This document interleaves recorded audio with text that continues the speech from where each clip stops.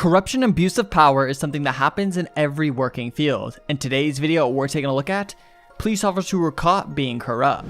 Before we move into the first police officer's corruption scandal, if you guys could go down below and hit that subscribe button, I would really appreciate it. Anyways, let's move into the video. This police officer was told to investigate a vehicle. Little did he know that it was actually a bait vehicle. And when he went to the vehicle, he pocketed pills found and also over $1,000 in cash.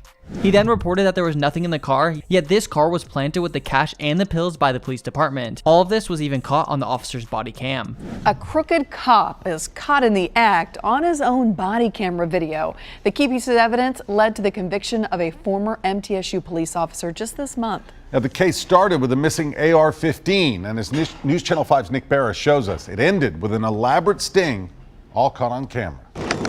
This is former MTSU officer Marco Burke's body cam video as he approaches an abandoned vehicle on campus last year. What he doesn't know is that this is a sting to see what Burke would do when tempted.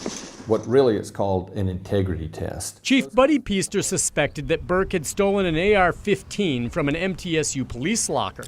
But he couldn't prove it, so Murfreesboro police set a bait car on campus along with some hidden cameras. Officer Burke was sent alone to investigate the abandoned vehicle. Watch as he zeroes in on a bottle of pills, which he pockets. Then Burke also grabs $1,100 cash and another bottle of pills. Moments later, he reports nothing unusual to dispatch. There were two officers sentenced to 25 years and 18 years in prison. This was the biggest corruption scandal in Baltimore police history. The leader of the corrupt task force was sentenced to 25 years and another was sentenced for 18. Vic, Sergeant Wayne Jenkins got 25 years in federal prison earlier today, and moments ago, Detective Marcus Taylor got an 18-year sentence. He gave a rambling speech to the judge. He says he is innocent. He vows to fight this. She says that she regrets that he feels he wasn't treated fairly. She gave the government exactly what they wanted. Again, an 18-year sentence for him. Judge sentenced Sergeant Wayne Jenkins to 25 years in federal prison. You have a gun and cocaine, probably I would say 2 1/4 just by looking at it. The former head of the corrupt Baltimore Police Gun Trace Task Force wept and apologized for crimes that prosecutors say included at least 10 armed robberies, planting evidence, falsifying overtime, and selling $1 million worth of drugs, including prescriptions looted from pharmacies after Freddie Gray's death. Two police officers were arrested for public corruption charges. From my understanding, what these officers were doing was stealing the taxpayers' money. They would arrive late and leave early, but they logged their hours completely different and take advantage of overtime pay. This is stealing the taxpayers' money. Supposedly, they've made over $120,000 doing this. Federal prosecutors say it was a years-long scheme to fraudulently obtain overtime money.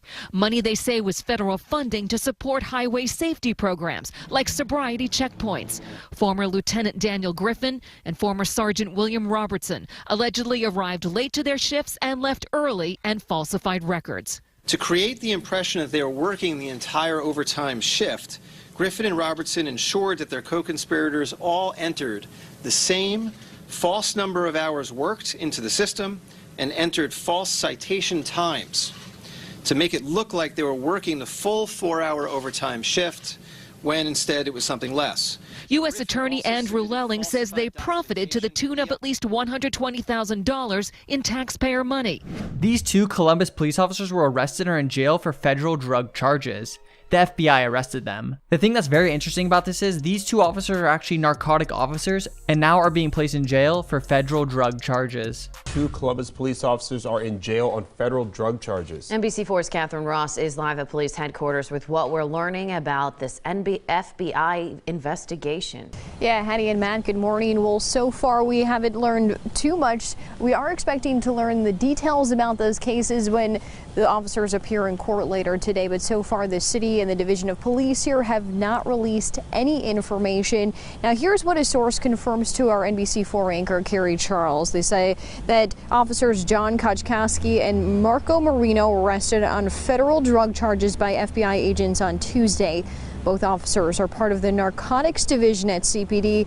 Now, according to state prison records, Koczkowski is being held in the Delaware County Jail. Marino is at the Correction Center of Northwest Ohio.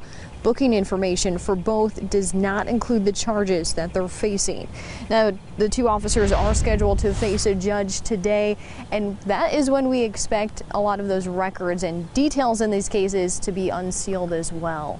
But for now, live and local for you in Columbus, Catherine Ross, NBC4. This police chief was sentenced because he was protecting drug shipments. He had an oath to protect and serve, and the way he goes about this is by protecting drug shipments.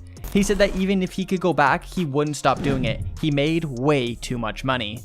Major developments in another big story we've been following for months. It was sentencing day for a former police chief. Donald Solomon told undercover agents he was the best cop money could buy, and now he's going to prison for it. Channel 11's Alan Jennings is live with the video that led to his conviction and the punishment that was handed down today. Alan. Got slammed, Vince. 11 years, 3 months. Stood before the judge and apologized to his children, the FBI, law enforcement in general, for violating his personal and public trust. The former East Washington police chief left the courthouse. His public defender attorney told him not to talk to me. U.S. Attorney David Hickton, meanwhile, called the 11-year sentence most appropriate. The videotapes showing actual drug transactions where he was using his uniform, his police car, and operating in a fashion to protect the transaction and then escort the perpetrators to Interstate 79 was beyond chilling. Here's that FBI surveillance video of then Police Chief Don Solomon meeting with who Solomon thought were drug dealers. They were actually FBI agents and FBI informants. Purchased law enforcement tasers for a purported drug dealer to use those tasers in collection activities were shocking, to say the least. During a year-long investigation, secretly shot FBI video also captured Solomon delivering his intentions to make thousands of dollars protecting cocaine dealers. And that's not all. There was another line that captured some attention where he was asked if he wanted to continue in this type of behavior, and he said, hell yeah. Solomon took about $7,800 to protect the alleged drug dealers. He'll be sentenced to federal prison. He's going to be allowed to self-report, and he asked the court if he could take part in prison ministry when he gets there. When he gets out of prison, he'll be nearly 70 years old. Live on Grant Street, Alan Jennings, Channel 11 News.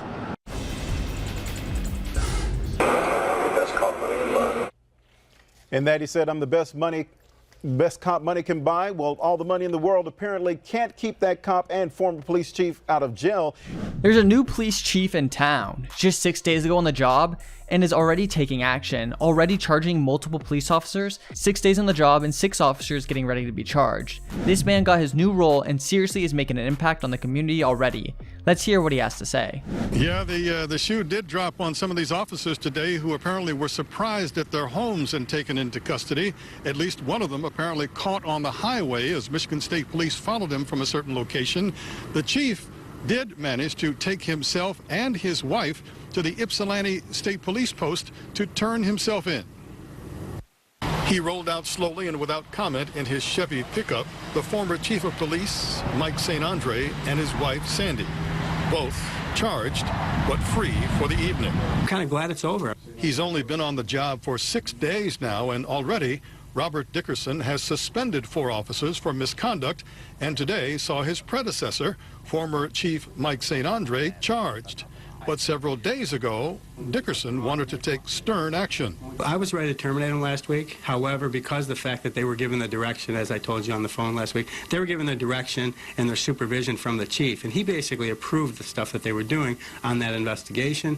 Action News has learned that 4 of the 6 officers charged today are the same 4 members of the Romulus Police Special Investigations Unit who were suspended without pay for 30 days last week. If you guys enjoy more criminal or judge videos, drop a like and subscribe. Click on another video on the screen right now to continue watching more videos just like this one, and I'll see you guys in that next video.